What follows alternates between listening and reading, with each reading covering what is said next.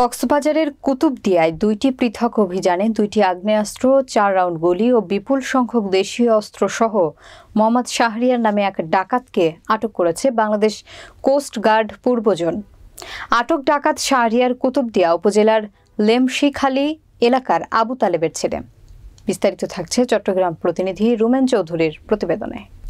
বুধবার দুপুরে coast guard পূর্বজন media কর্মকর্তা লেফটেন্যান্ট কমান্ডার মোহাম্মদ সোয়াইব বিকাশ গণমাধ্যমে পাঠানো এক সংবাদ বিজ্ঞপ্তিতে জানিয়েছেন, গোপন সংবাদের ভিত্তিতে কুতুবদিয়া উপজেলার লেমশিখালী ও আলী আকবর ডেইল এলাকায় ডাকাত দল ডাকাতির প্রস্তুতিকালে বুধবার রাত 1টা হতে ভোর 4টা পর্যন্ত ইউনিয়নের নয়াঘোনা ও তাবালের চর এলাকায় দুইটি পৃথক অভিযান চালিয়ে ডাকাতিদের কাজে ব্যবহৃত একটি দেশীয় আগ্নেয়াস্ত্র, একটি 1 নোলা বন্দুক, 4 রাউন্ড গুলি, 7টি চাকু, 6টি চাপাতি, 21টি মেমোরি কার্ড, 3টি সিম কার্ড, 3টি মোবাইল ও 4টি কম্পাস সহ ডাকাত সদস্য শাহরিয়ারকে আটক করে।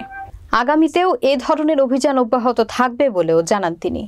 আটককৃত ডাকাত সহ জব্দকৃত মালামাল কুতুবদিয়া থানায় হস্তান্তর করা হয়েছে। গত রাত 1টা থেকে 4টা পর্যন্ত বাংলাদেশ কোস্ট গার্ড স্টেশন কুতুবদিয়ার একটি চৌকস দল কুতুবদিয়া উপজেলার লেমশিখালী ও আলী আকবর ডেইল এলাকার নয়াঘোনা ও তাবালের চর এলাকায় বিশেষ দুটি অভিযান পরিচালনা করে।